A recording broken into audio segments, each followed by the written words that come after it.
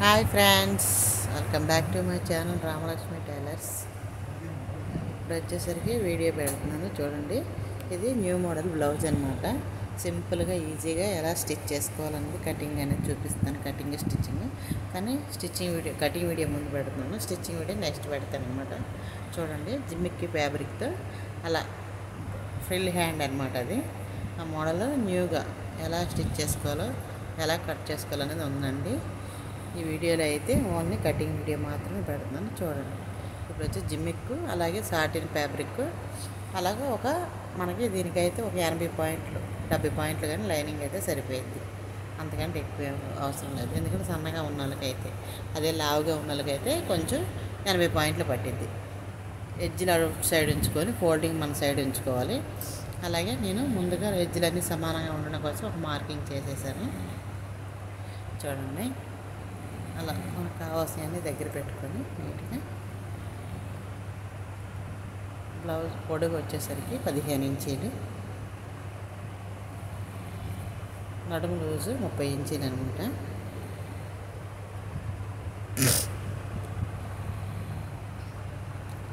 ముందుగా ఒక మార్కింగ్ చేసుకొని 1/2 ఇంచు ఖర్చుకు కూడా మార్కింగ్ చేసేసాను. అలాగే షోల్డర్ వచ్చేసరికి నేను 6 ఇంచెస్ తీసుకున్నాను. 6.5 అంటే కొంచెం లెంత్, మామూలుగా 6 అయితే తీసుకోండి, డీప్ వేసేది అందుకని కొంచెం డీప్ తీసుకున్నాం. అలాగే నెక్ పొడుగు వచ్చేసరికి 6.5 ఇంచులు పెట్టాను. అలాగే అక్కడ నెక్ కడరు, బ్యాక్ నెక్కి నడుము విత్ అనేది నేను 4 ఇంచులు పెట్టాను. అక్కడ 3 సేమ్ పైన ఎంత పెట్టానో కింద కూడా అంతే పెట్టాను, 3 ఇంచులు పెట్టాను, 3.5. అలాగే షోల్డర్ వచ్చి 3 పెట్టాను అనమాట. అక్కడి నుంచి 4 ఇంచుల కడుకు ఒక మార్కింగ్ చేసుకోవాలి. అలా ఒక మార్కింగ్ చేసి ఒక స్ట్రైట్గా ఒక గీత అనేది గీసుకోవాలి.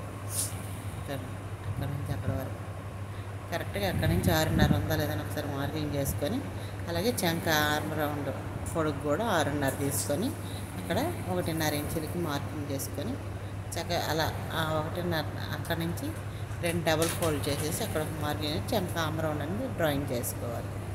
ఇప్పుడు చెస్ట్ లూజ్ 8.5, అలాగే నడుము రోజు 7.5. ఆ రెండు ఒక మార్కింగ్ చేసుకొని డాట్తో సహా 1 ఇంచ్ డాట్ కూడా కలిపి 8.5 పెట్టేసాను అనమాట. నడుము రోజుతో 1 ఇంచ్ కలుపుకుంటే మనకి చెస్ట్ లూజ్ వస్తుంది. ఓకేనా? అలా పెట్టేసి స్ట్రైట్గా ఒక మార్కింగ్ అనేది డ్రాయింగ్ చేసుకోవాలి. అలా డ్రాయింగ్ చేసేసి నీట్గా రౌండ్ షేప్ అనేది చూసుకొని మార్కింగ్ చేసుకోవాలి చూడండి. అలాగే అక్కడ బ్యాక్ డాట్ కోసం మార్కింగ్ 4 ఇంచులు పెట్టుకొని ఒక హాఫ్ ఇంచు మార్కింగ్ చేసేసి పైన ఒక 1/2 ఇంచుకి క్రాస్గా మార్కింగ్ చేసుకున్నాను. అలా కట్ చేసేసి నీట్గా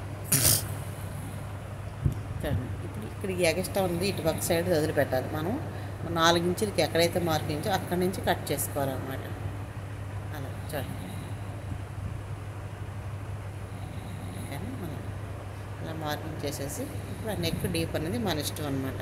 మనం వేసుకున్న దాన్ని బట్టి 6 ఇంచులు పెట్టుకోవచ్చు, 5.5 పెట్టుకోవచ్చు, అలాగే 6.5 పెట్టుకోవచ్చు. దీనైతే కొంచెం డీప్గా వేద్దాం 6.5 పెట్టాను అనమాట.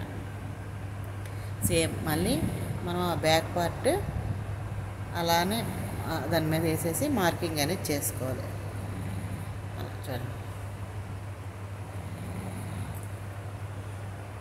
చుట్టూ మార్కింగ్ అనేది అలా నీట్గా చుట్టూ మార్కింగ్ అనేది చేసేది. ఎలా అయితే మార్కింగ్ ఉందో అలానే అలా మార్కింగ్ చేసేసి అక్కడ నుంచి 2.5 ఇంచుల కడుకు ఒక మార్కింగ్ అనేది చేసుకోవాలి.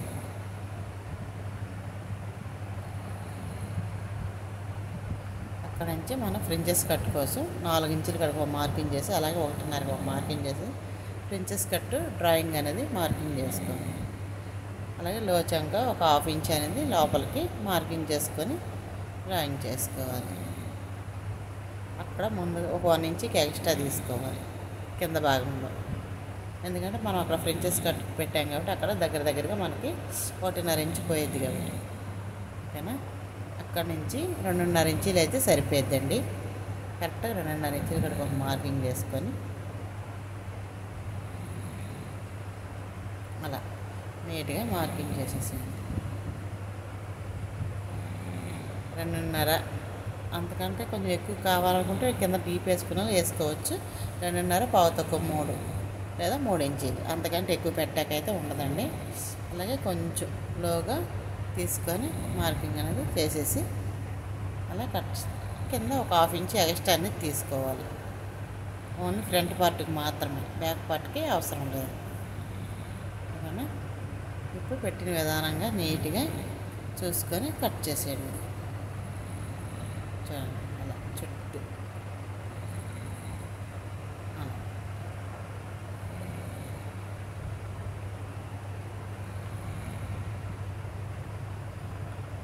మొత్తానికి మార్కింగ్ చేసుకొని ఆ నెక్ డీప్ అనేది కట్ చేసుకోవాలి. ఓకేనా? అలా. ఇప్పుడు ఈ ప్రిన్సెస్ కట్ది కూడా చక్కగా కట్ చేసుకోవాలి. నేను లోడింగ్ చేసుకుంటానండి, అందుకని కట్ చేసేసాను అన్నమాట. ఓకేనా? అలా అలా కట్ చేసి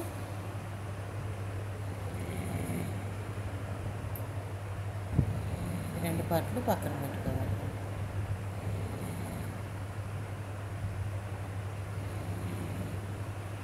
ఇవన్నీ తీసేసి ఇప్పుడు సాటిన్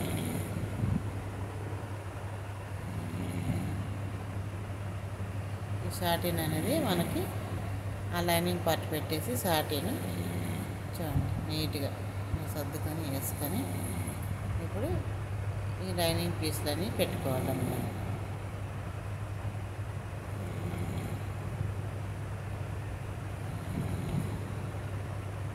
అలా నీట్గా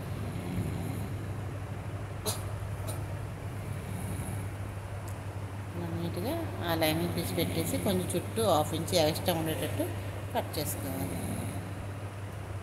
ఓకేనా? అలా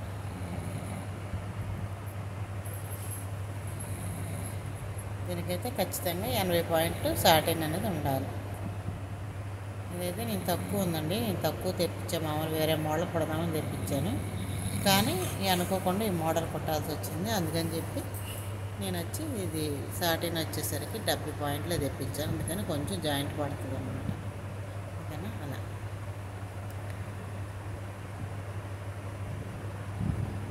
ఫినిషింగ్ కానీ ఫిట్టింగ్ కానీ సూపర్ అంటే సూపర్ వచ్చింది. వీడియో అనేది ఎక్కడ స్లిప్ చేయకండి. మీరు స్లిప్ చేయడం వల్ల మీకు అస్సలు ఏం అర్థం కాదు. మీరు 1-2 సార్లు చూస్తేనే ఏదైనా మనకు అర్థమవుతుంది. అలాగే ఈ జిమ్మిక్ ఫ్యాబ్రిక్ ఉంది కదా, దాన్ని ఇట్లా మనం ఫోల్డ్ చేసుకోవాలి. అయితే నేను ముందుగా మనకి ఆ బుట్ట పెట్టడం కోసం మామూలుగా అయితే 8 ఇంచులు తీసుకుంటే సరిపోద్దండి, కానీ మరి కనిపిస్తుందని చెప్పి నేనైతే ఒక 2 ఇంచీలు ఎక్స్ట్రా తీసుకున్నాను. 10 ఇంచీలు అనేది తీసుకున్నాను అన్నమాట. ఓకేనా? అలా డబల్ ఫోర్లో సార్లు మొత్తం నాకు దగ్గరగా 40 ఇంచీలు 39 ఇంచీలు పొడుగు ఉందన్నమాట. నేను దాన్ని అట్లానే ఉంచేసాను అనమాట, ఎక్కువ ఫ్రీగా వస్తుంది అని చెప్పేసి. చూడండి చూపిస్తాను. అంటే ఎలా కట్ చేస్తే పొడుగు ఎక్కువ వస్తుందని ఆలోచిస్తున్నానండి. అందుకని మీకు 1-2 సార్లు అయితే నేను వేసి చూపిస్తున్నాను అనమాట. ఎట్లా చేసుకుంటే మనకు వీలుగా ఉంటుందని. ఇదిగోండి ఇట్లా ఈ ఫ్యాబ్రిక్ అనేది ఇట్లా ఉందన్నమాట.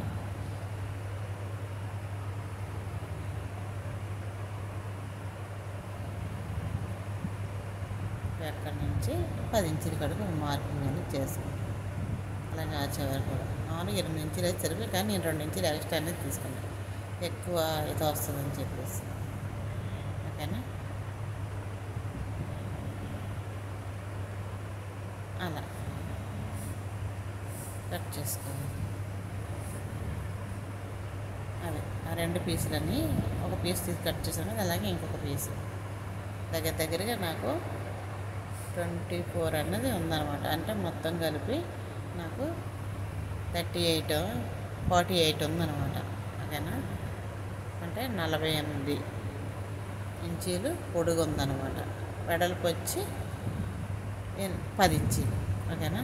మీరు 8 ఇంచీలు కావాలంటే 8 ఇంచీలు కూడా తీసుకోవచ్చు చిన్న సైజు బ్లౌజులు అయితే. ఈ బ్లౌజ్ చిన్న సైజే, కాకపోతే ఎక్కువ ఫ్రిల్ వస్తుందని చెప్పి నేను 2 ఇంచీలు ఎక్స్ట్రా అనేది తీసుకున్నాను. ఓకేనా? అలా చుట్టూ ఇంకొక పీస్ వేసి ఆ పీస్ని కూడా కట్ చేసి పక్కన పెట్టుకోండి.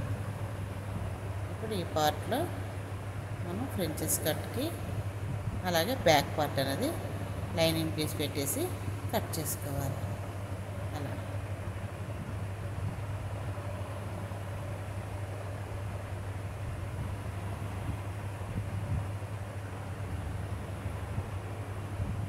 అలా పెట్టేసి చక్కగా నీట్గా అటు ఇటు చుట్టూ ఒక హాఫ్ ఇంచు ఖర్చులు ఉండేటట్టు చూసుకొని కట్ చేసుకోవాలి.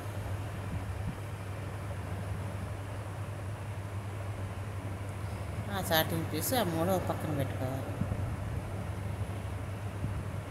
అలా ఇది కూడాను అలానే కట్ చేసుకోవాలి. మేము మెయిన్ ఫ్యాబ్రిక్ వేసుకొని ఆ తర్వాత వచ్చి దీనికి బ్యాక్ పార్ట్ అనేది వేసుకోవాలి. ఈ బ్యాక్ పార్ట్ వేసేటప్పుడు కొంచెం జాయింట్ అనేది వచ్చిందనమాట చంక ఆర్మ్ దీని దగ్గర.